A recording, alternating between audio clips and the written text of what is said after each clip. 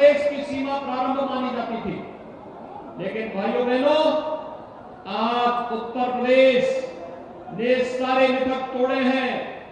अब उत्तर प्रदेश की कनेक्टिविटी 4 लेन के साथ, जनपद मुख्यालय 4 लेन के साथ, गांव में सड़कों के सुदृढ़ीकरण का कार्य युद्ध स्तर पर चल रहा है और बिजली भी भरपूर मात्रा में गांव-गांव में देने का प्रयास सरकार ने की है और 2017 से अनवरत इस कार्रवाई को आगे बढ़ाया है।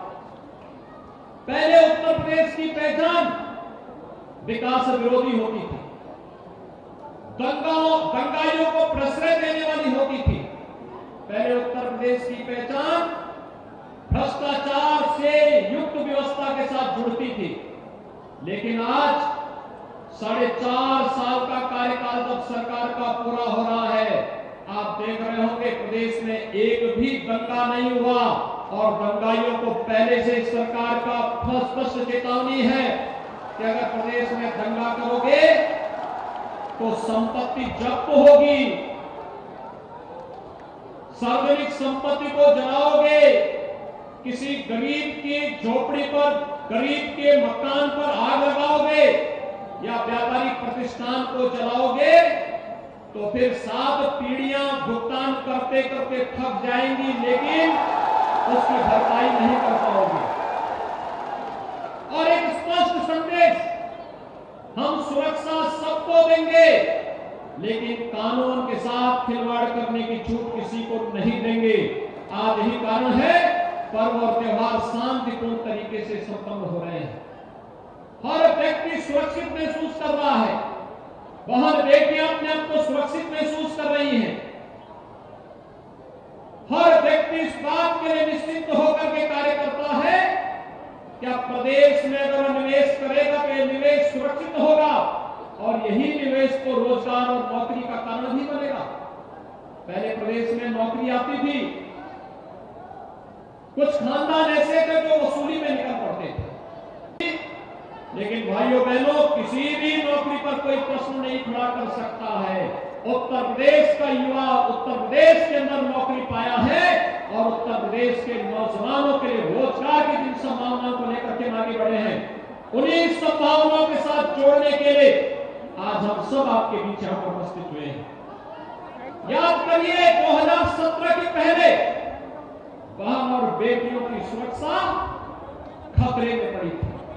हर अभिभावक चिंतित होता था क्या होगा, कैसे होगा। लेकिन आज आप देख रहे होंगे बहन और बेटियों की सुरक्षा की पुख्ता व्यवस्था करने के साथ ही सरकार ने व्यवस्था की और व्यवस्था प्रारंभ की। खासतौर पर इस बात के लिए वह व्यवस्था प्रारंभ की कि पुलिस में भर्ती होगी तो 20% भर्ती केवल प्रदेश की बेटियों की होगी और आज प्रदेश के अंदर 30,000 महिला आरक्षी बहन और बेटियों की सुरक्षा के साथ मुस्तैदी के साथ कार्य कर रही है। महिला कल्याण, महिला सम्मान और नारी गरिमा की रक्षा के लिए केंद्र और प्रदेश सरकार की योजनाओं को उन तक पहुंचाने का कार्य सफलतापूर्वक किया जा रहा है। कोरोना कालखंड में आपने देखा होगा प्रधानमंत्री मोदी जी के नेतृत्व में पूरा देश जब कोरोना के खिलाफ इस लड़ाई को लड़ा था, विपक्ष के नेता घरों में बैठ करके केवल ट्विटर पर उपदेश दे रहे थे। इनमें कोई भी व्यक्ति सेवा भाव के लिए जनता को बचाने के लिए आगे नहीं आया। तब केवल सरकार थी, प्रशासन था, हेल्थ वर्कर थे, कोरोना वॉरियर्स थे, भारतीय जनता पार्टी का कार्यकर्ता था, लेकिन तब विपक्ष का कहीं अता पता नहीं था। जनधन अकाउंटधारी के खाते में पैसा देना, वृद्धावस्था पेंशन, निराश्रित महिला पेंशन धारकों के खाते में पैसा देना, किसान सम्मान निधि को समय से किसान भाइयों तक पहुंचाना या फिर हर गरीब को फ्री में राशन देने का कार्य हो, यह कार्य अगर किसी ने किया है तो भारतीय जनता पार्टी के नेतृत्व की केंद्र और प्रदेश सरकार ने किया है। भाइयों बहनों, पहले की सरकारें तो इन गरीबों का अन्न भी हड़प जाती थी। आज सरकार इन गरीबों तक उनका अधिकार दिलाने का कार्य कर रही है और किसी भी लोक कल्याणकारी सरकार को इसी दृष्टि से कार्य करना चाहिए और इसी पर आपका जो कार्यक्रम चल रहा है, मैं तो आज आप सबको धन्यवाद देने के लिए आया हूं। आपने जिला पंचायत अध्यक्ष भारतीय जनता पार्टी के प्रत्याशी को चुनाव जिता करके भेजा।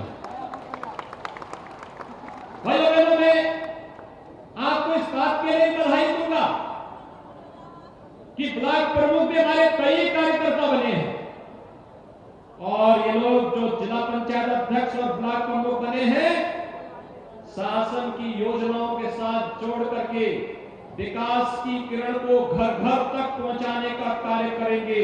आपको इस बात के लिए आश्वस्त करने के लिए आज यहां पर आए हैं। जब मैं अमरोहा आता हूं, वास्तव में अमरोहा यहां से अंतर्राष्ट्रीय क्रिकेटर स्वर्गीय चेतन चौहान जी की स्मृतियां भी जुड़ी हुई है। भाइयों बहनों, चेतन चौहान जी के नाम से अमरोहा जनपद के साथ एक पहचान जुड़ जाती थी। खेल प्रेमी हर एक अद्भुत होता था। आज वे हमारे बीच नहीं, लेकिन मैं धन्यवाद दूंगा कि नौगांव सादात में उपचुनाव में आपने श्रीमती संगीता चौहान को यहां की जनता ने भारी बहुमत से विजयी बनाकर के स्वर्गीय चेतन चौहान जी के प्रति अपनी श्रद्धांजलि दी। विकास की अनेक योजनाओं को उन्होंने उस समय आगे बढ़ाने का कार्य किया था और मुझे प्रसन्नता है आज चाहे श्रीमती संगीता चौहान जी हो, चाहे राजीव तरारा जी हो, चाहे महेंद्र खड़गवंशी जी हो, चाहे हमारे व्यस्त जी हो, चाहे वह हमारे जो भी अन्य जनप्रतिनिधि हैं, ढिल्लो जी हैं, ये सभी लोग विकास की योजनाओं को गांव-गांव तक, घर-घर तक पहुंचाने का कार्य कर रहे हैं। यह विकास हम सबके जीवन में ही एक सुख और समृद्धि का कारण बनेगा और इस पर हमें आगे बढ़ना पड़ेगा। मुझे प्रसन्नता है आज वैश्विक स्तर पर अमरोहा एक नई पहचान के साथ आ रहा है। याद करिए, एक जनपद एक उत्पाद में हम लोगों ने अमरोहा के बाद में अंतर ढोलक को अपना यहां का पहचान के साथ जोड़ा है। याद करना, ढोलक की थाप जब दी जाती है तो अपना एक नया स्वर ही निकाल करके लोगों को अपने अंदर अपने साथ जोड़ने का कार्य करता है। और आज अमरोहा का एक ढोलक विकास के व्यापक जागरण के अभियान के साथ आगे बढ़ रहा है। यहां का गारमेंट उसकी अपनी एक नई पहचान है, वह तेजी के साथ आगे बढ़ रहा है। हम लोग पिछले दिनों जब मैं यहां पर स्वर्गीय चेतन चौहान जी के साथ आया था, उस समय हम लोगों ने यहां की चीनी मिल को भी देखा था। भाइयों बहनों, 1.5 वर्ष से आपने देखा है कैसे दुनिया वैश्विक महामारी कोरोना कैसे पूरी दुनिया को बेहाल की है, लेकिन देश के अंदर प्रधानमंत्री मोदी जी के नेतृत्व में और उत्तर प्रदेश में आप सबके सहयोग से भारतीय जनता पार्टी की हमारी सरकार जिस प्रतिबद्धता के साथ काम की है, दुनिया के अंदर तमाम चीनी मिलें बंद हो गई। देश के अंदर कई राज्यों ने चीनी मिलें बंद कर दी, लेकिन उत्तर प्रदेश में हमने कोई चीनी मिल बंद नहीं होने दी। हमने कहा जब तक गन्ना किसान भाइयों के खेत में एक भी गन्ना रहेगा तब तक चीनी मिलें चलनी चाहिए, हर हाल में चलनी चाहिए। याद करिए 2007 से लेकर के 2017 के बीच 95,000 करोड़ रुपए का गन्ना मिले का भुगतान हो पाया था और 2017 से लेकर के अब तक मात्र 4.5 वर्ष में 1,43,000 करोड़ रुपए का गन्ना मूल्य का भुगतान हुआ है। और हमने एक कमेटी भी गठित की है कि गन्ना किसानों के गन्ना मूल्य में वृद्धि की जानी चाहिए, इस पर अविलंब कार्रवाई आगे बढ़नी चाहिए और साथ साथ आने वाले समय के लिए नए सीजन के पहले कैसे गन्ना मूल्य का भुगतान हो, इस पर भी गंभीरता पूर्वक कार्य करने और इस पर आगे की कार्रवाई के लिए विभाग के कहा गया कि इस पर त्वरित निर्णय लेकर कार्रवाई करें। किसान के चेहरे की खुशहाली देश की खुशहाली है। पिछली सरकारें आती थी, चीनी मिलों को बंद करती थी, किसान नेता चौधरी चरण सिंह जी के कर्म भूमि की चीनी मिल रमाला चीनी मिल हम लोगों ने नई चीनी मिल के लिए स्थापित की। प्रदेश की बंद चीनी मिलों को फिर से चलाने का कार्य किया।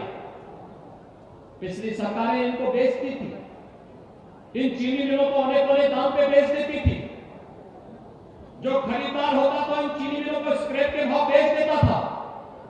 तबाही किसान की होती थी, तबाही और नौजवानों की होती थी जो उसमें रोजगार और नौकरी के साथ जुड़े हुए हैं। लेकिन आज चीनी मिलें बिकेंगी नहीं, आज चीनी मिलें चलेंगी।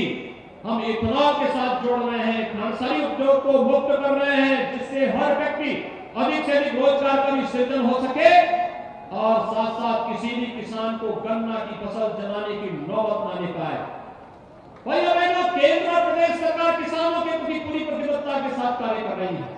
आज आप देख रहे होंगे कैसे कैसे सरकार 2017 में आई तो पहली योजना थी 86 लाख किसानों का 36,000 करोड़ रुपए का कर्ज माफी का कार्यक्रम। बिना भेदभाव के किसान का कर्ज माफ किया गया। प्रधानमंत्री किसान सम्मान निधि में हर किसान को जोड़ करके 6,000 रुपए सालाना उनके खाते में हर वर्ष आ रहे हैं। प्रधानमंत्री मोदी जी ने सौगात हर किसान को दी। महिलाओं की सुरक्षा की पुख्ता व्यवस्था करने के वर्तमान में प्रयास हो रहे हैं। क्रय केंद्र स्थापित करके हर एक किसान की उपज को न्यूनतम समर्थन मूल्य देने की कार्रवाई हो रही है।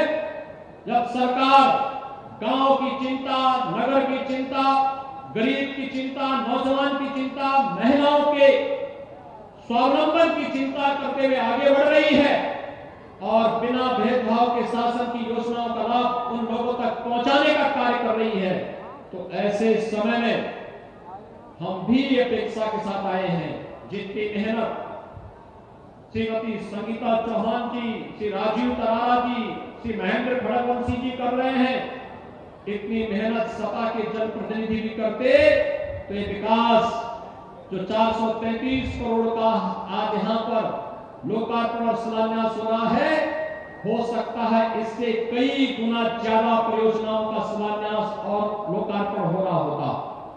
लेकिन उन लोगों के विकास की कोई रुचि नहीं, उनके विकास में रुचि नहीं, लोक कल्याणकारी योजनाओं से नहीं जुड़ना चाहते। आज तो हर गरीब को मकान मिल रहा है। पहले मुख्यमंत्री आते थे, अपनी हवेली बनाते थे और आज हर गरीब को मकान दिया जा रहा है। 42 लाख गरीबों को एक एक आवास मिला है। 15 करोड़ गरीबों को फ्री में राशन मिल रहा है। 1 करोड़ 56 लाख गरीबों को रसोई गैस के निःशुल्क कनेक्शन दिए जा रहे हैं।